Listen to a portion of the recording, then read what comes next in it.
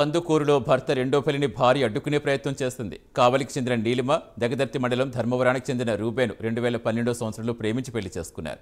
వీరికి ఒక బాబు, ఒక పాప సంతానం. అయితే రూబేను భార్య నీలిమను వదిలేసి బంధువుల ప్రోత్సాహంతో మరో మహిళతో పెళ్లికి సిద్ధమయ్యాడు. విషయం తెలుసుకున్న నీలిమ కళ్యాణ మండపం వద్దకు వెళ్లి తనకు న్యాయం కావాలంటూ ఆందోళనకు దిగింది. దీంతో నీలిమను భర్త తరపు బంధువులు కొట్టి గాయపరచడంతో స్థానిక కందుకూరు టౌన్ పోలీస్ స్టేషన్లో ఫిర్యాదు చేసింది.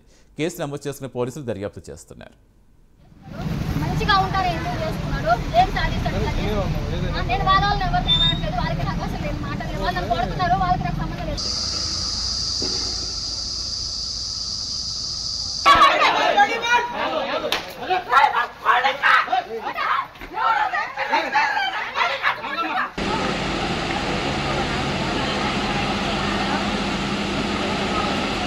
అలాంటి సంబంధం ఉంది.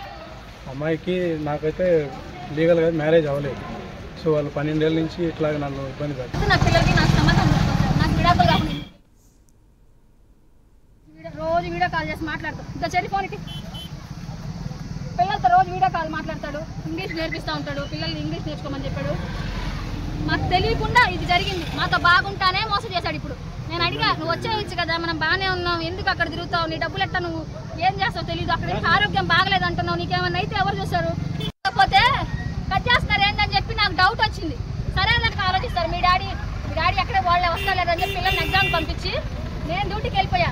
కోర్టులో బెంచ్లో ఉన్నాను. ఫోన్ తీసుకుంటే మీ ఆయనకి పెళ్ళి అంట, పలానా కందుకూరులో జరుగుతుంది, కానీ ఎక్కడ జరుగుతుంది ఏరియా మాకు తెలియదు అని చెప్పారు. పెట్టేసి వచ్చేసాను. నేను ఇంటికి వచ్చి స్కూల్లో ఏమన్నా ఈ పెళ్లి చేసుకుని ఆగిపోద్దామని చెప్పి పిల్లల్ని తీసుకొని బయటకు వచ్చా. పిల్లల్ని తీసుకొని బయటకు వచ్చేసరికి ఎక్కడ పెళ్లి జరుగుతుందంటే పెళ్లి కొడుకు పేరు వచ్చి అబ్బాయి పేరు రూబేను, ఇక్కడ పెళ్లిలో వచ్చి ఆదర్శ్ అని పెట్టున్నాడు. మేము కనిపెట్టకుండా, మాకు కనిపెట్టడానికి లేదు. అబ్బాయి పేరు రూబేను, అక్కడేమో ఆదర్శ్ అని పెట్టాడు. వచ్చిన వాళ్ళందరూ ఇక్కడ ఆదర్శ్ శ్రీవాణి పెళ్లి, రూబేన్ పెళ్లి కాదు అని చెప్పి వెళ్ళిపోతున్నారు. మా ఊరికి పెళ్లి అయిపోయింది అన్నారు. వాళ్ళ